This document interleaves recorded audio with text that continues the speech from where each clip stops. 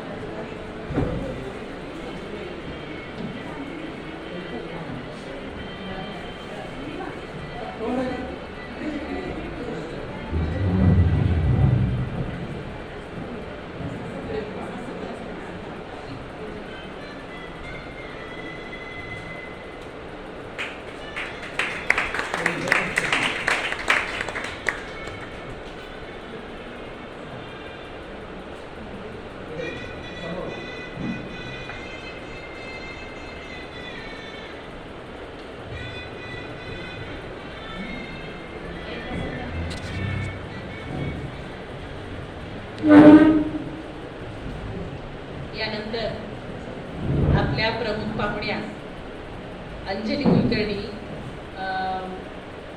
यांना मी विनंती करते, त्यांनी मनोगत सांगितलं.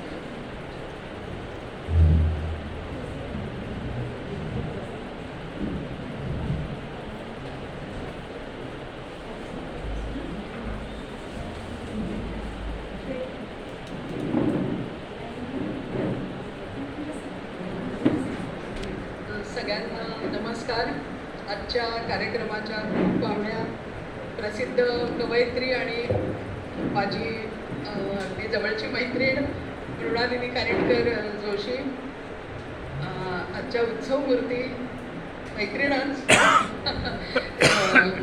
ज्योती देशपांडे उडगीकर, स्नेहसेवाच्या अध्यक्ष आणि या कार्यक्रमाच्या संयोजक म्हणायला पाहिजे आदरणीय डॉक्टर राधा मंगेशकर, राधा संगमनेरकर, डॉक्टर राधा संगमनेरकर, त्याचबरोबर आमचे उत्कर्ष प्रकाशनाचे आदरणीय सुवा जोशी सर, निलिमाताई, व्यासपीठावरचे आमचे ज्येष्ठ कवी पंडा जोशी, आणि मुख्य म्हणजे तेच म्हणते, मुख्य म्हणजे अँड असं म्हणतो ना आपण, आणि ज्येष्ठ लेखक आनंदाचं पासबुक लेखक श्याम मुरके सर, आणि आपण सर्वजण सूत्रसंचालिका अंजली यात्रे, आणि आपण सर्वजण. सर्वप्रथम मी ज्योती देशपांडे यांचं मनापासून स्वागत करते, अभिनंदन करते की त्यांचा आज बालकविता संग्रह प्रकाशित झालेला आहे, आधुनिक जंगल बुक. आता ज्योती देशपांडे यांचं वगैरे असं म्हणायचं म्हणजे मला जरा थोडं जिभेला अवघड जात आहे, त्यामुळे मी ज्योती असाच उल्लेख करीन, कारण आम्ही शाळेपासून एकमेकींना ओळखतो. त्यामुळे ज्योती असा उल्लेख केला तर मला असं वाटतं की तिला चालेल असं ती म्हणते.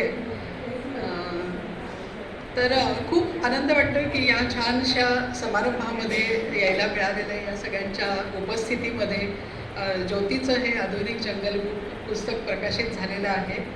आणि ज्योतीला शाळेपासून ओळखते म्हटलं तेव्हापासून ती अशीच स्मार्ट, चुणचुणीत, हुशार, प्रसन्न, हसरी, आणि कुठली विशेषणं तुम्हाला अजून सुद्धा लावू शकतो आपण, अशीच आहे. म्हणजे शाळेपासून तशी आहे तशीच आहे.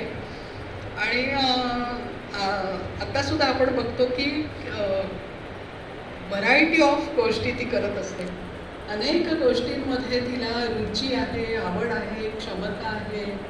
म्हणजे वेगवेगळ्या शहरांमध्ये ती राहत होती तेव्हा तिने शाळा कॉलेजांमध्ये तिथल्या शाळा कॉलेजांमध्ये काही काळ अध्यापन केलेलं आहे. किंवा एकपात्री प्रयोग तर तिचे आपण पुण्यामध्ये अनेक वेळेला बघितले. शब्दकोडी तयार करणं, किंवा मुंबई दूरदर्शनवर पूर्वी तिने मुलाखती देखील ती घेत असायची. तर असा तिचा कथासंग्रह देखील, तरंग नावाचा कथासंग्रह देखील प्रकाशित आहे. तर वैविध्य असं तिच्या व्यक्तिमत्वाचं एक छान असं वैशिष्ट्य आहे असं मला वाटतं. आणि आज हा बालकविता संग्रह प्रकाशित झालेला आहे. ह्यातल्या कवितांबद्दल म्हणजे अगदी बोलायलाच पाहिजे. इतक्या सुंदर या सगळ्या कविता आहेत. मुख्य म्हणजे जंगल, प्राणीविश्व हे आणि लहान मुलं यांचं एक अगदी जवळचं नातं आहे. बघा पंचतंत्रमध्ये मधल्या गोष्टी किंवा आपण लहानपणी मुलं लहान असताना गोष्टी सांगत असतो, तर त्याच्यामध्ये प्राणी हे इतकं अटळ अशी गोष्ट असते की मुलांना प्राण्यांविषयी भयंकर आकर्षण असतं. तर ह्याच्यामध्ये प्राणी आहेत, जंगल आहे, परंतु ते आधुनिक जंगल बुक आहे. म्हणजे हे प्राणी आहे, जंगल आहे, पण हे त्याच्यामध्ये शहराचं एक आधुनिकता ह्याचं कॉम्बिनेशन ज्योतीने या कवितांमध्ये केलेलं आहे. ते मला असं वाटतं अनोखं आहे. कारण प्राण्यांवरच्या आणि जंगलावरच्या कविता देखील आपण अनेक वाचल्या असतील, परंतु हे जे तिने एकत्र रसायन तयार केलेलं आहे की प्राणी, जंगलातले प्राणी, उदाहरणार्थ त्याच्यामध्ये ह्या कवितांमध्ये निवडणुका देखील आहेत, कॉम्प्युटर आहे, मोबाईल आहे किंवा अजून बऱ्याच गोष्टी आजच्या काळामधल्या इंटरनेट आहे, अजून अनेक गोष्टी आहेत. मुख्य म्हणजे अगदी कोण होणार करोडपती ही हा गेमसुद्धा तिथल्या जंगलातल्या टी व्हीवरती कोण होणार करोडपती. आणि मग कोल्हवा हुशार असतो, तो श्रेष्ठ कोण प्राण्यांमध्ये, तर मग तो अगदी हुशारीने, कारण प्रश्न विचारणारा वाघोबा आहे समोर, तर मग तो हुशारीने तो सांगतो की नाही वाघोबा तुम्हीच सगळ्यामध्ये श्रेष्ठ हुशार तुम्हीच. तर असं जे प्राण्यांची वैशिष्ट्य असतात, असं अतिशय एक सुंदर असं एक हे केलेलं आहे. खरं सांगायचं तर लहान मुलांसाठी लिहिणं ही अतिशय अवघड गोष्ट आहे. म्हणजे मोठ्यांसाठी लिहिणं त्या मानाने सोपं आहे, परंतु लहान मुलांसाठी लिहिणं ही फार अवघड गोष्ट आहे. कारण त्यासाठी साहित्यिकांना मुलांच्या अंतरंगामध्ये शिरावं लागतं. मुलांचं भावविश्व समजून घेऊन त्यांना काय आवडेल, त्यांना काय हवं आहे ह्याचा विचार साहित्यिकाला करावा लागतो आणि मुलांच्या नजरेतून त्याला जगाकडे बघावं लागतं साहित्यिकाला. म्हणजे मुलांच्या ठाई बघा किती कुतूहल असतं. नवीन अनोखी एखादी वस्तू दिसली, एखादा वेगळा मनुष्य दिसला, काहीतरी खेळणं वेगळं दिसलं, तर लगेच मूल अतिशय कुतूहलाने त्याच्याकडे झेप घेतं, बघायला लागतं, टुकू डोळ्यांनी ते बघायला लागतं. तर तसं जे बालसुलभ कुतूहल आहे, जिज्ञासा आहे जगाविषयीची, ती जिज्ञासा साहित्यिकाकडे, लहान मुलांसाठी लिहिणाऱ्या साहित्यिकाकडे असावी लागते. लहान मुलाचं एक जे लहान मुलामध्ये जो काही एक व्रात्य, खोडकर असं जे पणा असतो, तर ते खोडकर, व्रात्य, जिज्ञासा असलेलं असं मूल साहित्यिकाने स्वतःमध्ये जपावं लागतं. तरच त्याला त्या लहान मुलांच्या अंतरंगाशी, त्यांच्या भावविश्वाशी एकरूप होऊन काहीतरी लिहिता येतं. आणि मला सांगायला खरोखरच आनंद वाटतो की हा संग्रह वाचल्यावरती तुमची सुद्धा खात्री पटेल की ज्योतीने असं त्या तन्मयता साधलेली आहे, लहान मुलांच्या विश्वाशी तन्मयता साधून तिने. आणि आजची मुलं आहेत ना, आजची मुलं आहेत ती इंटरनेटच्या, मोबाईलच्या, संगणकाच्या विश्वामध्ये वावरणारी मुलं आहेत. तर तसे विषय घेऊन तिने ते सगळं रिलेट केलेलं आहे आजच्या काळाशी. तर हे मला फारच कौतुकास्पद आणि विशेष असं वाटलं. तर खूप सगळेजण बोलणार आहेत, त्यामुळे मी खूप बोलत नाही. आणि ज्योतीचं खूप अभिनंदन करते मनापासून. आणि तिने इथेच न थांबता, मला तर असं वाटतं की तिला हा आता जॉनर सापडलेला आहे, तर ह्याच्यावरती तिने खरंच फोकस करावं. आणि जोशी सरांसारखे प्रकाशक आहेत पाठीशी, त्यांचा आशीर्वाद तुला लावलेला आहे, त्यांच्या गांधी अळीमध्ये तू सामील झालेली आहेस. तर हा बालसाहित्याचा जॉनर पकडून तू अधिकाधिक अशीच उत्तम साहित्य निर्मिती करावीस अशा शुभेच्छा देते. आणि मला इथे बोलण्याची संधी दिली त्याबद्दल आभार मानते आणि थांबते. धन्यवाद. धन्यवाद. खरंच खूपच बरोबर सांगितलं तुम्ही. आणि मुलांच्या भावविश्वात गेल्याशिवाय त्या साहित्याची निर्मिती होणं शक्य नाही. आणि खरोखर हा धागा ज्याला जमला त्याला ते साहित्य जमलं. याच्यानंतर मी आपल्या प्रमुख पाहुण्या मृणालिनी कानेटकर जोशी यांना विनंती करते, त्यांनी शुभेच्छा द्याव्या.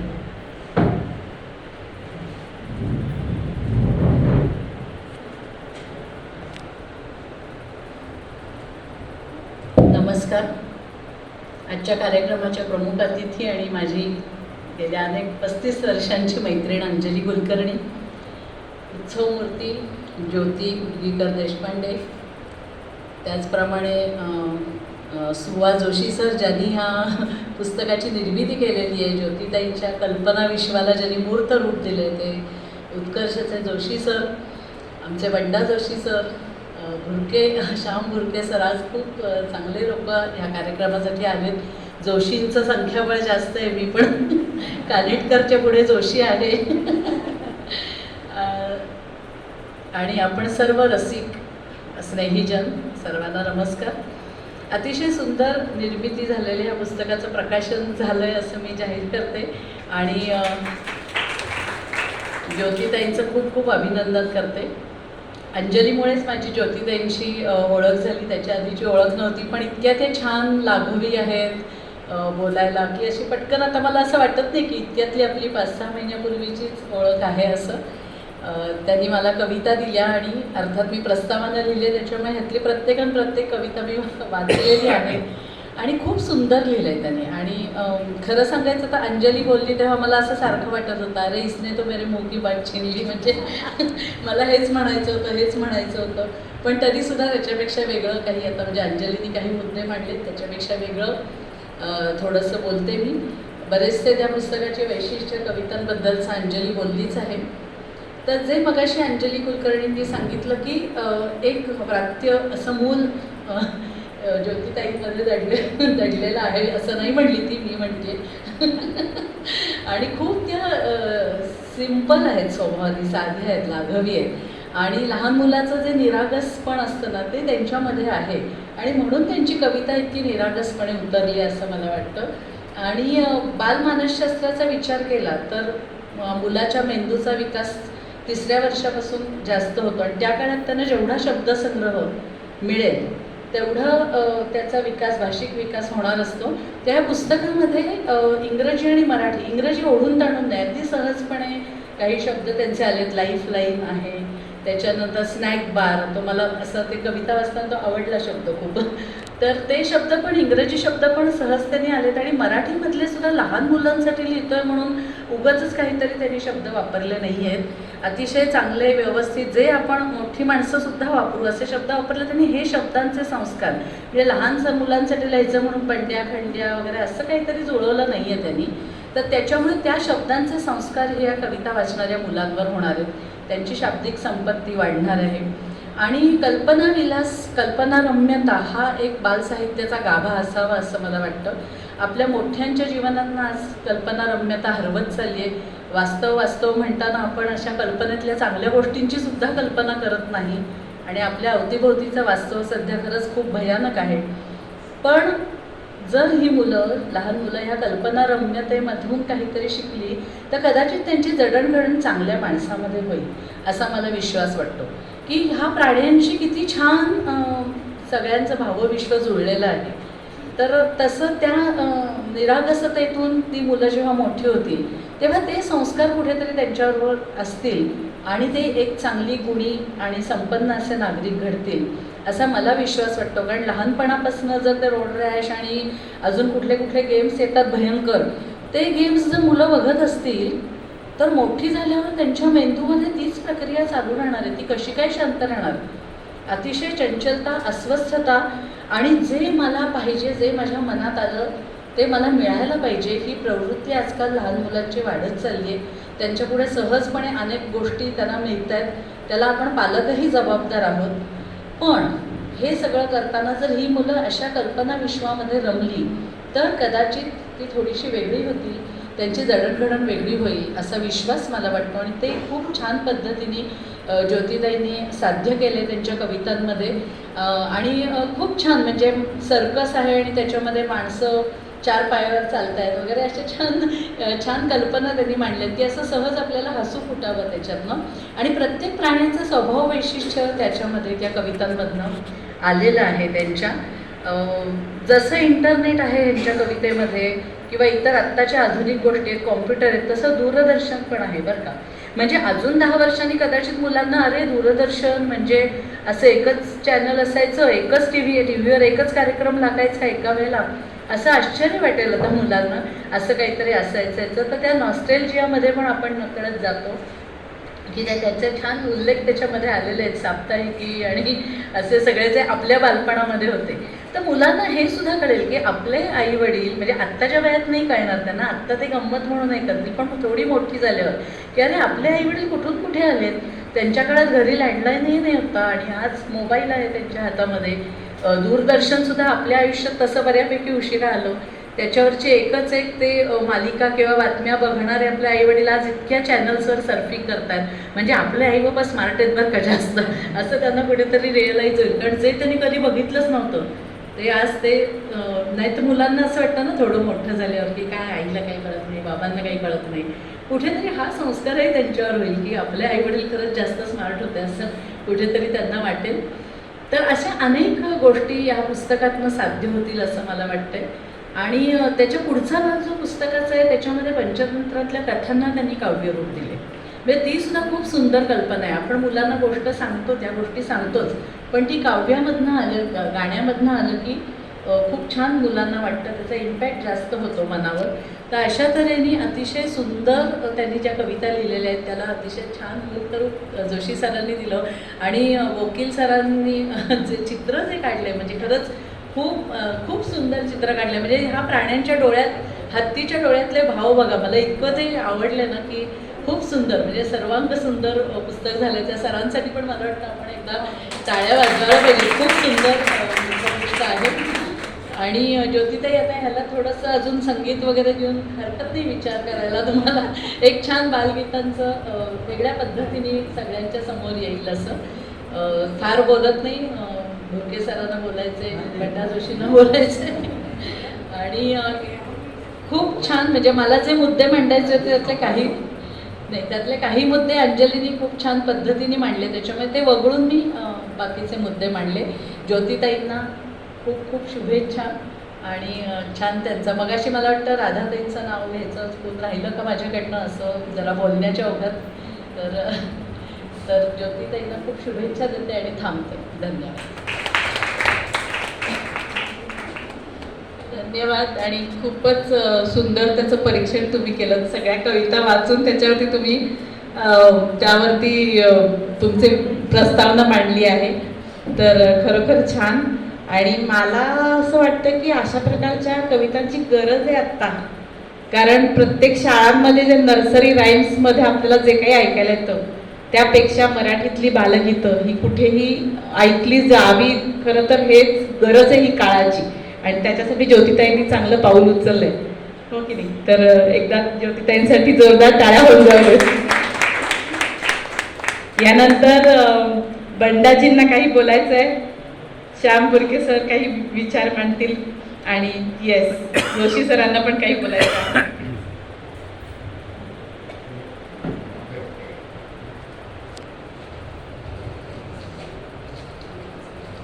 फार वेळ घेणार नाही, दोन मोठे वक्ते बोलणार आहेत.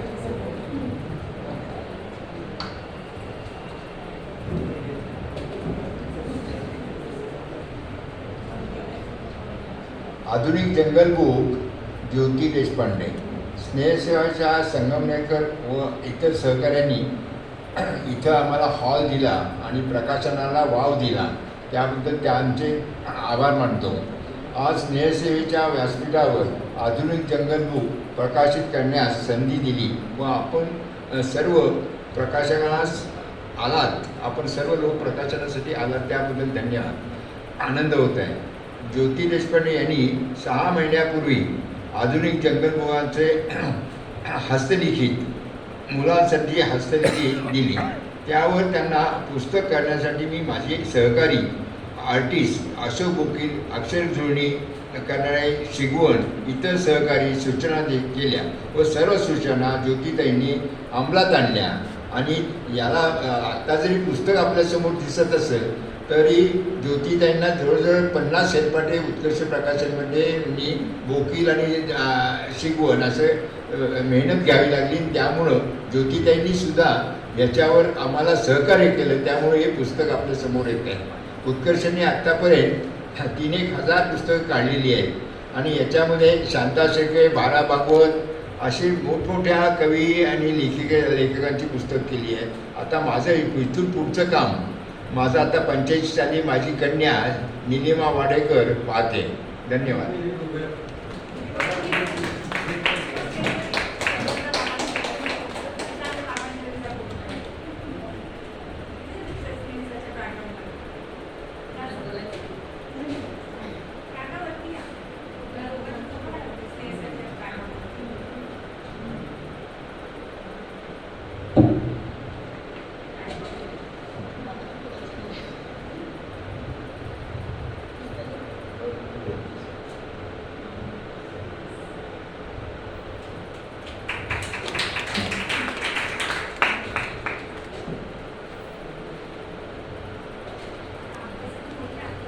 यानंतर मी श्री श्याम भुरके सरांना विनंती करते, त्यांनी जरा 2 शब्द बोलावे.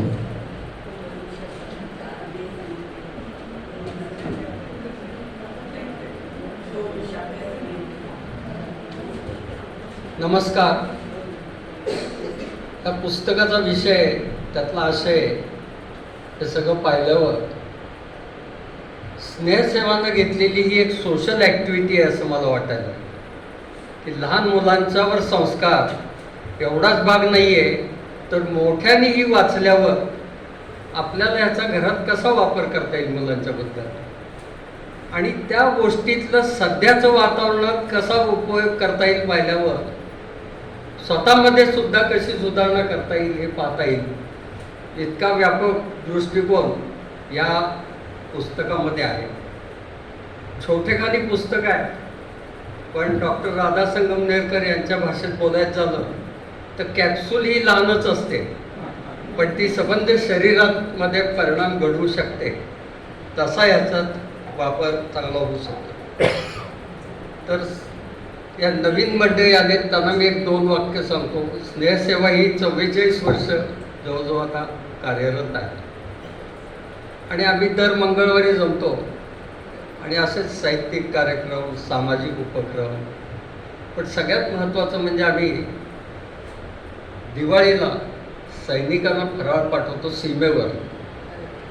सीमेवर फराळ पाठवणे फार अवघड आहे, कारण त्याच्या परवानग्या मिळाल्या पाहिजेत आणि तेवढी विश्वसनीयता निर्माण केली ती या संस्थेनं केलेली आहे.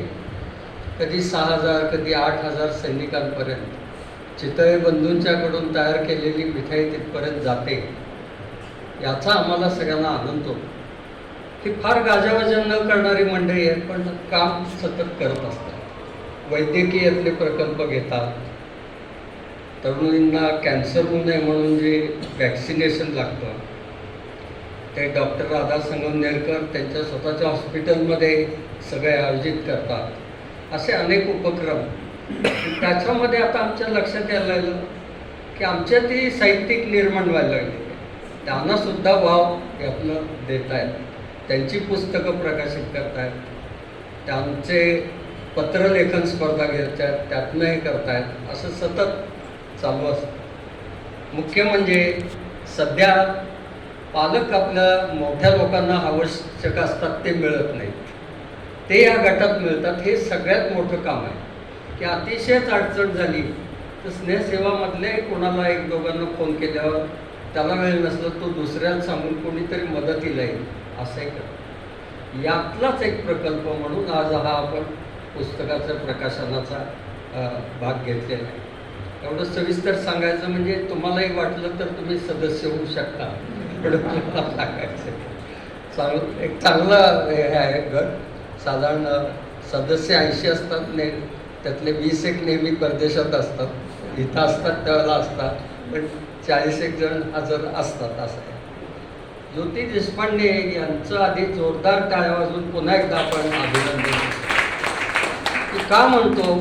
आम्ही यातनं गेलेलं आहे. कविता तयार करायची म्हणजे ती काय अशी अगदीच राम गणेश गडकरी नाही की एक टाकी सगळं लिहिलं आहे असं. त्याच्यामध्ये पुन्हा पुन्हा सुधारणा करायला लागते. आणि या कवितेचा उद्देश काय हे फार ठरवायला लागतं. उगीच नुसतं काहीतरी साहित्यिक करायचं आहे म्हणून असंही नाही.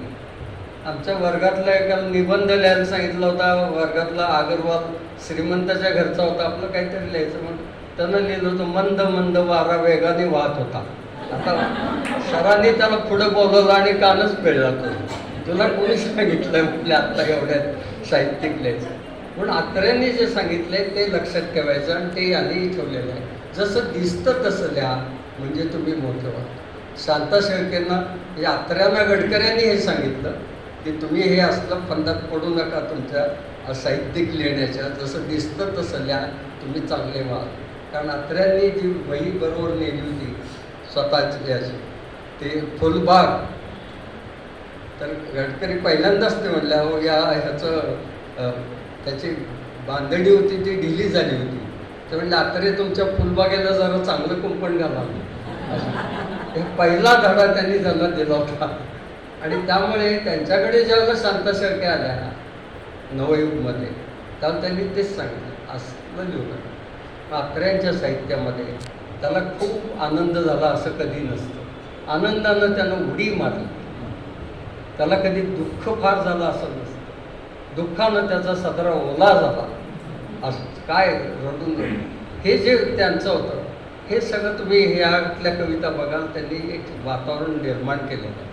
हे जंगल बुक आहे, पण मगाशी दोघींनी सांगितलेलं आहे की हे आधुनिक वातावरणातल्या मुलांना आवडावं असं आहे. मग आता तुम्ही हे पुस्तक घेतल्यावर मुलांना म्हटलात पुढं बाई साई, तर ते ऐकतील का? नाही, पहिल्या झपाट्यात तरी नाही. म्हणजे मग काय करायचं? आपणच आपल्या डायनिंग टेबलवर मुलगा ऐकेल बाजूनी अशा युक्तीनं बोलत राहायचं. आणि मग तो म्हणेल हे असं त्याच्यात कुठलं आलं आहे, त्यावेळेला इंटरनेट, त्यावेळेला कुठलं आलं आहे टी व्ही, अरे बघा असं आहे असं आहे, आणि मग त्यात नाही करायचं. आणि मला आवडलं हे का पुस्तक सांगतो मी, की याच्यात ज्या गोष्टी आहेत सगळ्या त्या काव्यातनं दिल्या.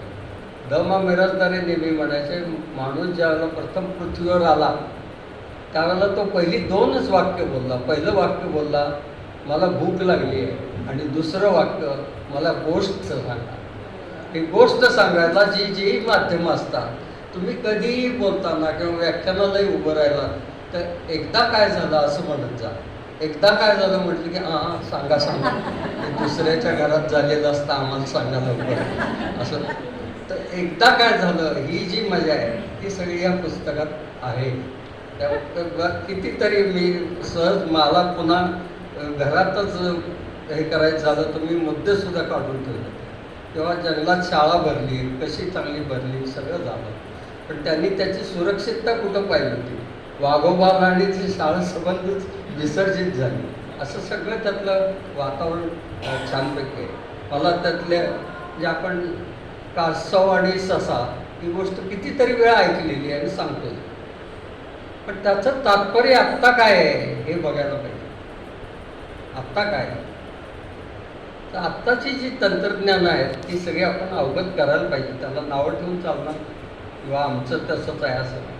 वेळ लागेल आम्हाला शिकायला, पण आम्ही मोबाईल शिकलाच पाहिजे, केलंच पाहिजे, त्या वेगाला जायलाच पाहिजे, नाहीतर होणार नाही.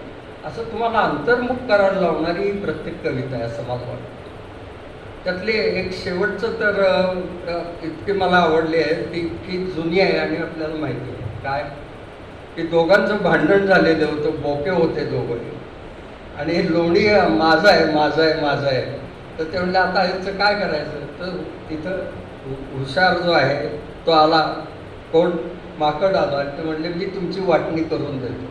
म्हणून तराजू घेतला. एकदा या तराजूत जास्त टाकायचं, हे फारच झालं म्हणून काढायचं खायचं, या तराजूत जास्त. सध्या पक्ष फोडून मोठे लोक कसे मोठे होतात हे माझ्या चांगलं लक्षात आलं त्याच्यात, की तुम्ही भांडताय ना, दोघांचं भांडण, तिसऱ्याचा लाभ. पण हे आज फार आवश्यक आहे, फार आवश्यक आहे. नुसता मी या एका कवितेवर विचार करताना मला कित्येक गोष्टी आठवतात. प्रभात रोडला पोलीस चौकीचे ओळखीचे होते, वेगळ्या कामासाठी येत होते. त्यांना म्हटलं तुमचं बरं आहे हो, प्रभात रोडला म्हणजे काही भांडणं नाही, काही नाही, शांत राहायचं. अगदी पूर्वी तर तिथं भांडणात म्हणजे एकच ते म्हणजे तक्रार आली होती की तो म्हणतो माझ्या कामवालीने पोळ्या चोरल्या, त्याची कंप्लेंट. ते म्हणले कवड्याच्या पोळ्या होत्या, त्या 2 रुपयाच्या होत्या ना, हे घेतो होतो त्याचं. नाही प्रश्न तत्वाचा आहे म्हणजे असे. पण तिथे आत्ता ते इन्स्पेक्टर सांगत होते, फार धक्कादायक आहे. तिथल्या प्रॉपर्टीसाठी त्याच घरातली भाऊ बहीण हे दोघंही परदेशात आहेत आणि त्या दोघांचे वकील सांगतात हे तुलाच मिळणार आहे, माझी फी पाठव, तुलाच मिळणार आहे, ऑनलाईन पाठव. तर आणि दोघांना या वकिलांचे भरपूर पैसे जात आहेत आणि यांचं लोणी कमी कमी होत चाललं आहे याची त्यांना जाणतात. त्यांचं प्रेम गेलं कुठं भाऊ बहिणीचं? जाऊ दे, गेलं तुला. मी आज अमेरिकेत आहे, माझं तिथं सुद्धा फ्लॅट झालेला आहे, हा विचार यायला नको का? हे एक कविता तुम्ही बघाल कशी, त्याच्यावर सगळं अवलंबून आहे. त्यातून आपल्याला जास्तीत जास्त पुढं जाता येईल असं आहे. गाढव वाघाचं कातडं हे केलं आहे म्हणून आपण आपल्या परीनं आपली जी स्वतःतली गुणवत्ता आहे ती अभ्यासून वाढवत राहायची असते.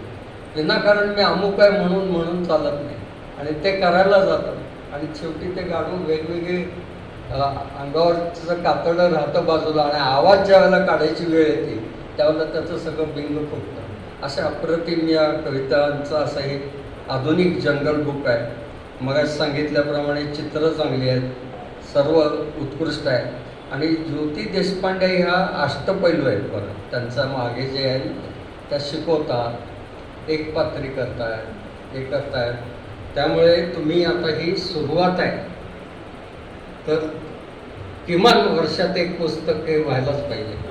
ते जास्त ना काहीतरी मला प्रतिभा आहे ती जागी झाली की लिहीन, ती जागी व्हायला मला लिहायचंच आहे म्हणायचं की प्रतिभा ही जागी व्हायला लागते.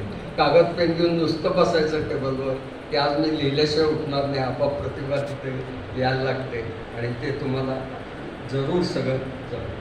पुन्हा समारंभात सांगतो, कवितेकडे ह्या सगळ्या व्यासपीठावरच्या बघतात तसंच आपण गंभीरतेनं आणि आनंदानं बघूया.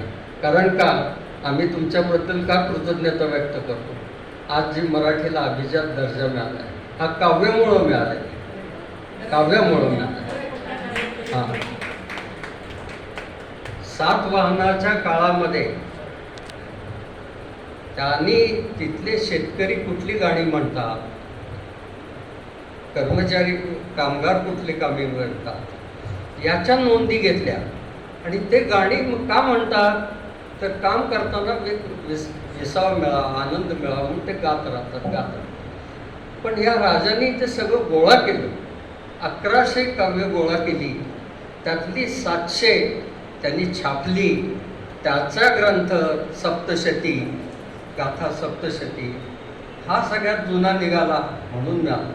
माननीय पंतप्रधानांचे आभार मानले पाहिजेत कारण 2500वरनं त्यांनी 1500वर त्याचा पासिंगचा दर्जा आणला. की 1500 वर्षापूर्वीचं असेल तर ती भाषा ही अभिजात होणार आहे आणि अभिजात भाषा व्हायला असे वेगवेगळे प्रयोग केले पाहिजे की कवितेतनं कथा सांगायची हाही प्रयोग केला पाहिजे. म्हणून पुन्हा एकदा यांचं सगळ्यांचं अभिनंदन करतो आणि तुम्ही मनापासून तुमच्या प्रती आदर व्यक्त करतो की एवढ्या मोठ्या साहित्यिका नेहमी यांना सव्वा तास वगैरे भाषणाला मिळतो पण तसेही ते आलेले. अंजलीताईंचंच बघा मी ऐकलं आहे गडकऱ्यांचं आपण कसब्यामध्ये केलं होतं तिथे सुरेख बोलला होता त्या असं आहे. तर साहित्याचं आज आमच्या इथे साहित्यिक सगळे आले. बंडा जोशी यांनी तर आता बंडा जोशी काय म्हणले हॉल बिल घेत बसू नका, मोबाईल काढा असं बघत बघा सारखं केव्हाही काढलं तर कुठल्याही याच्यावर त्याचं असतंच बंडा जोशींचं असं. तर पुन्हा एकदा सगळ्यांचं मनपूर्वक मी अभिनंदन करतो, कृतज्ञता व्यक्त करतो आणि थांबतो. खूपच छान विचार मांडले सर, मनापासून धन्यवाद. आणि आता यानंतर मी बंडाजींना विनंती करते त्यांनी थोड्या त्यांच्या शैलीमध्ये शुभेच्छा द्याव्यात.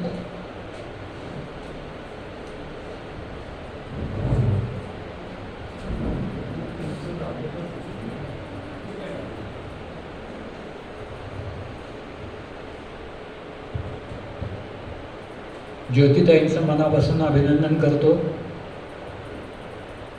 त्या आमच्या खूप जुन्या स्नेही आहेत, एकपात्री संस्थेमध्ये होत्या, साहित्यिक संस्थांमध्ये होत्या, आता काव्यशिल्पमध्ये आहे आणि त्यांनी हा संग्रह प्रसिद्ध केला. अतिशय मला त्याचा आनंद झाला. अशासाठी की मुलं जेव्हा लहान असतात माझा स्वतःचा असा अनुभव आहे. मुलं जेव्हा लहान असतात तर त्यांना गोष्टी ऐकायच्या असतात आणि आपल्याकडे स्टॉक किती असतो, ठराविक ससा कासवाची गोष्ट, ते ह्याची दुसरी कुठली ती गोष्ट, सिंह आणि मंदिराची गोष्ट, अशा काही ते असतात. 4-5 दिवस झाले की नंतर गोष्ट सुचत नाही आपल्याला. मुलांसाठी लिहिणं फार अवघड आहे आणि कविता गाणी तर मुलांना आवडतातच. आता सध्या या माध्यमांचं आक्रमण झालेलं आहे बरंच. मुलंसुद्धा हल्ली मोबाईल वापरत आहेत. तर वाचनाकडे कितपत लक्ष आहे याची मला शंका आहे खरं म्हणजे. पण वाचलं पाहिजे. त्याचं कारण असं आहे की आपण पालकच मोबाईल घेऊन बसतो म्हणून मुलं मोबाईल घेऊन बसतात. आपण जर तसं केलं नाही आणि आपण पुस्तक वाचत बसलो तर मुलं आपोआप आपली कॉपी करतात. मी त्याचा अनुभव घेतला आहे. माझी मुलं लहान असताना टी व्ही होता, पण टी व्ही ठराविक फक्त बातम्या बघायच्या, बाकी काहीही बघायचं नाही असं आम्ही ठरवलं होतं. आणि इतर वेळेला मी आकाशवाणीत असल्यामुळे अनेक कार्यक्रमांसाठी लेखन करायला वाचायला लागायचं, ग्रंथालयातनं पुस्तकं आणायचो. आणि हा वाचनाचा संस्कार आहे ना, हा फार महत्त्वाचा आहे. मला सुद्धा लहानपणी माझ्या मामामुळे वाचनाची आवड लागली आणि त्याला वाचायला आवडायचं म्हणून मी वाचत होतो. दर वाढदिवसाला तो म्हणा तुला काय प्रेझेंट पाहिजे, म्हणून मला नवीन पुस्तक पाहिजे गोष्टीचं. मग तेव्हा ते 25 पैशाला पुस्तक मिळायचं, एक गोष्टीचं पुस्तक द्यायचा. ते वाचून झालं की नंतर दुसरं कुठलं आहे. मग एका वाढदिवसाला तो मला म्हणाला की तुझं ग्रंथालयात नाव घालतो, बालवाचनालयात, तिथं तुला रोज नवीन पुस्तक मिळेल. आणि नशिबानं ते वाचनालय जे होतं कोल्हापूरला, करवीरनगर वाचन मंदिर, ते आमच्या शाळेच्या जवळच होतं. मी मधल्या सुट्टीत जायचो, पुस्तक घ्यायचो, वाचायचो, त्या गोष्टी वर्गामध्ये सांगायचो. आणि त्याचा परिणाम असा व्हायचा की रोज मुलं पण अपेक्षा करायची की आज नवीन गोष्ट ऐकायला पाहिजे. रोज नवीन पुस्तक आणायचं, रोज नवीन आणायचं. कितीदा तर मी ते मधल्या सुट्टीत तिथं लगेच वाचून परत करायला जायचो. ते म्हणजे नाही आता उद्या येईल. हा वाचनाचा संस्कार फार महत्त्वाचा आहे असं मला वाटतं. आणि हल्ली आता सगळं इंजिनिअरिंग, मोबाईल आहे, ह्याच्या पलीकडे काय नाही आहे. त्याच्याविषयी खूप अशा छान विनोदी कविता वगैरे आहेत आणि त्या पण लहानपणी मुलांना सांगायला मला गाणी म्हणायला आवडायचं. काही कविता संग्रहालयातली गाणी म्हणून शिकवायची.